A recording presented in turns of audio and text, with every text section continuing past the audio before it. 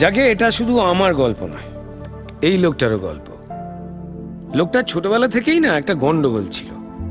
মানে এমনিতে খুব পরিষ্কার মাথা, প্রচুর পড়াশোনা, আর আইন ব্যাপারটা নিয়ে না একেবারে পাগল। ছোটবেলায় ওর ইচ্ছে ছিল বড় হয়ে ক্রিমিনাল লয়ার হবে। মাকে খুব ভালোবাসতো, আর বাবা ছিল একেবারে মালখোর শয়তান। আর সেইখানেই ঘটল গন্ডগোল।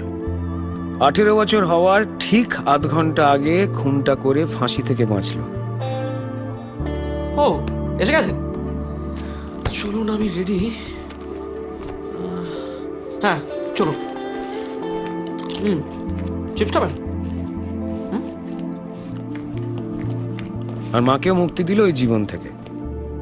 কিন্তু অদ্ভুতভাবে ওর মা ভয় পেয়ে গেল, ওকে পাগল ভেবে ফেলে কেটে পড়ল।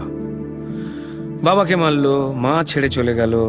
সুযোগ, সময়, পরিস্থিতি আর টাকা পয়সার অভাবে ক্রিমিনাল লয়ারের হওয়া হলো না। তার বদলে একটা ক্রিমিনাল রেকর্ড থেকে গেল। কিন্তু তাহলে কি হবে? সে তো দমবার পাত্র নয়। অ্যাসাইলামের মধ্যে বইটই জোগাড় করে চালিয়ে গেল আইন নিয়ে পড়াশোনা।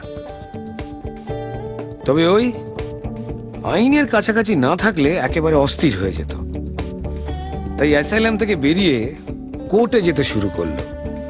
সেখানে জটিল জটিল মামলা মোকদ্দমার নোটস নিতে নিতে কোর্টের বাইরে একটা ছোটখাটো আপিস খুলে ফেলল, যেখানে বড় বড় উকিলরা আসতো ওর থেকেই পরামর্শ নিতে। রোজগার হতো অনেক টাকা। অবশ্য সেসব হলেও ততদিনে আদিবাসীর মাথাটা গিয়েছিল সম্পূর্ণ বিগড়ে। শোনো মুখার্জি, আমার আন্ডারে যতগুলো থানা আছে তার মধ্যে তোমারটা সবচেয়ে বেশি এফিশিয়েন্ট।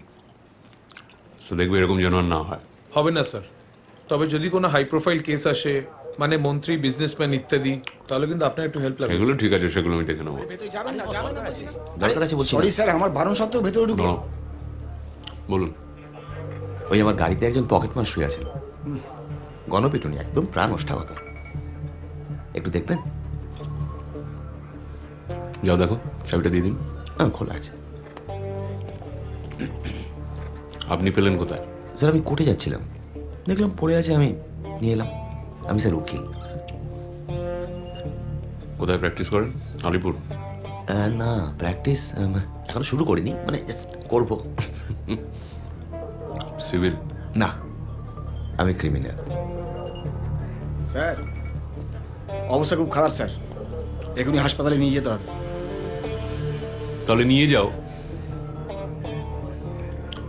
আপনি হাসপাতালে নিয়ে গেলেন না কেন? মরে গেলে? স্যার আইন আইন তো সবার আগে স্যার, বাঁচা মরা এসব তো লেগেই আছে। আসলে আইনটা আমাদের রুটি রুচি তো মিস্টার আদি বোস। আদি ঘোষ। এখন কথা হচ্ছে, ক্রিমিনাল যদি মরেই যায় তাহলে তো আমরা তাকে হাতে হাত কড়া পরানোর জন্য শুয়ে শুয়ে চুল্লির ভেতর ঢুকতে পারবো না, তাই না? কিন্তু স্যার আইনের হাতটা তো লম্বা হয় না, তাই তো আমাদের মতো আকশির প্রয়োজন হয়। গাছ থেকে স্যার ফল পড়ার সময় অত খোসা আর খোসা রাখলে হয় না। স্যার কি ধারা দেবেন?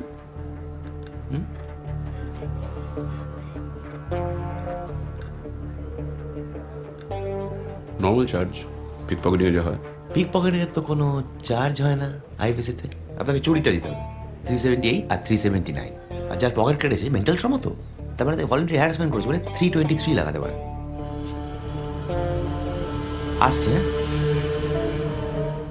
তোমার ঘরের ভেতর যাই, চামড়া পোড়ার গন্ধ পাই, চারিদিকে তার অন্ধকার চেপে ধরে